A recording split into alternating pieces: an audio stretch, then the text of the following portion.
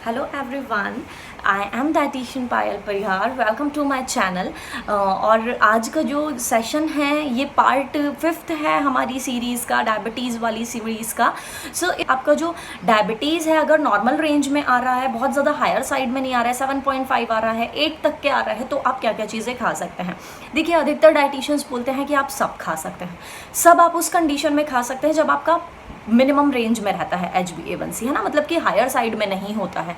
और chronic diabetic हैं आप, पर आपका फ्लक्चुएशन उतना नहीं है, तो फिर आप राइस भी खा सकते हैं, कभी कभार आप खीर भी खा सकते हैं, कभी कभार आप मीठा भी खा सकते हैं। पर ये चीज़ सोचते हुए कि उसकी कैलोरीज कितनी है और शुगर कितना हाई जा रहा है। ऑब्वियसली बहुत हाई शुगर नहीं जाना चाहिए।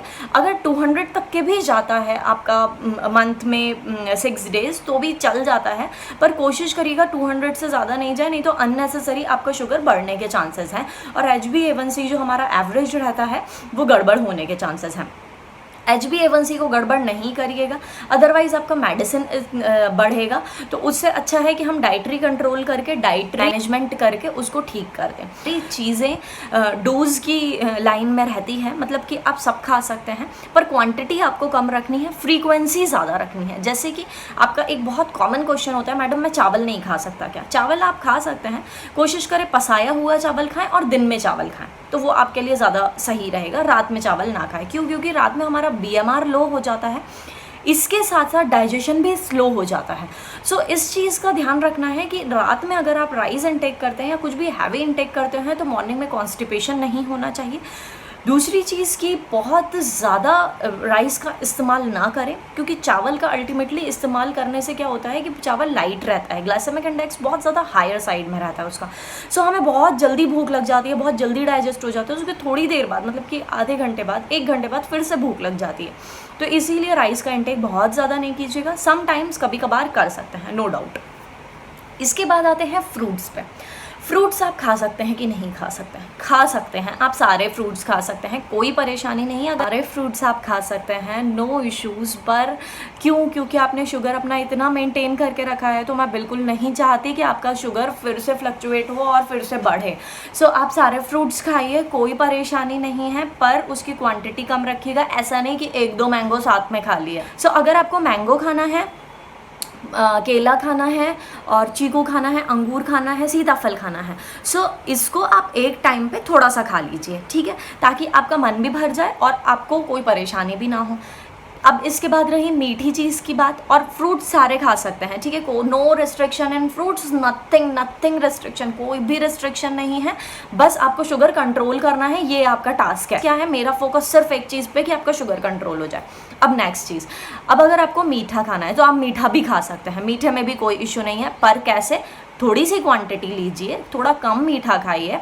और अगर आप 3 रोटी खा रहे हैं और आपका शुगर नहीं गड़बड़ हो रहा है, तो ऐसा कीजिए जिस दिन आपको मीठा खाना है और थोड़े से चावल खा रहे हैं, क्योंकि जनरली जिनका मेंटेन रहता है ना शुगर, उनका मुझे अच्छे से आइडिया है कि आराम से चावल खा, रिस्ट्रिक्टेड नहीं रखते हैं। तो आपको क्या करना है कि आपको चावल हटा देने हैं अपनी डाइट से। उस दिन जिस दिन आप मीठा खा रहे हैं, 1 रोटी हटा देनी है और 1 कटोरी आप मीठा खा सकते हैं, ठीक है। ऐसे करके आप अपनी कैलोरीज मेंटेन करिएगा। देखिए, डायबिटीज़ में पूरा खेल जो है वो कैलोरीज का है, आपकी कैलोरीज मेंटेन होनी चाहिए। अगर आप 1500 कैलोरीज खा रहे हैं और आपका शुगर मेंटेन है, तो जहां आपने 1800 करी उसको या फिर 2000 करी, तो आपका पूरा शुगर गड़बड़ हो जाएगा।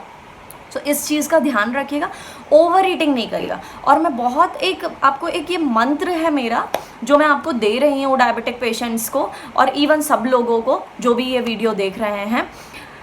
जब भी आप पार्टी में जाएं तो घर से खाना खा के जाएं, एकदम खाली पेट ना जाएं। इसका ये रीज़न है, क्यों? क्योंकि अगर आप डायबिटिक हैं तो शुगर बढ़ेगी, अगर आपको भूख लगी होगी आप एकदम से खाना खाएंगे, शुगर बढ़ेगी। दूसरा, आपका मील टाइमिंग्स गड़बड़ होंगे। जैसे कि आपका खाना खाने का, मैंने आपको डाइट प्लान में बोला है 7 to 8 o'clock तक के आपको खाना खाना है, तो आपका मील गड़बड़ हो जाएगा। क्यों? क्योंकि आप 8 बजे तो शादी में जाएंगे नहीं, आप 9 बजे जाएंगे, 10 बजे जाएंगे, तो आपका मील टाइमिंग्स गड़बड़ होएगी। दूसरी चीज़, जिन लोगों को डायबिटीज़ नहीं है उनको क्या फ़ायदा होगा इससे? उनको ये फ़ायदा होगा कि उनका वेट गेन नहीं होगा। है ना, तो वज़न बढ़ेगा नहीं। इसीलिए शादी में जब भी जाएं तो खाना थोड़ा सा घर से खा के जाएं अपने मील टाइम पर। और क्योंकि हमें 1-2 घंटे वैसे ही हो जाएंगे और फिर हम थोड़ा सा खा लेते हैं, तो वो हमारा एनर्जी कंज्यूम हो जाएगी, वो फैट डिपॉजिशन या फिर शुगर बढ़ाने में नहीं जाएगी। तो इस चीज़ का ध्यान रखिएगा।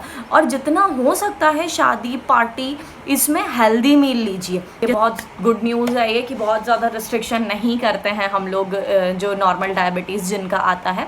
बट अगर वो 3 महीने बाद बढ़ा हुआ आएगा तो डेफिनेटली आप दूसरी रेंज में चले जाएंगे, तो वो दूसरा वाला वीडियो देखिएगा, क्योंकि फिर रिस्ट्रिक्शंस वैसे हो जाएंगे। सो टच वुड वैसा किसी को नहीं होना चाहिए। और ऐसा आप कंट्रोल में रखेंगे तो सारी चीज़ें कंट्रोल में रहेंगी। हेल्दी रहना चाहेंगे तो हेल्दी रहेंगे। और कोई भी परेशानी हो तो आप कमेंट कीजिए और मुझसे आप पूछ सकते हैं अगर आपकी कुछ रिक्वायरमेंट्स हैं या फिर आप चाहते हैं कि कुछ चीज़ आपको स्पेशली बताई जाए, तो डेफिनेटली मैं स्पेशली आपको रिप्लाई दूंगी और आपको जितने भी आपके कमेंट्स रहेंगे उन पे फोकस करूँगी। Thank you.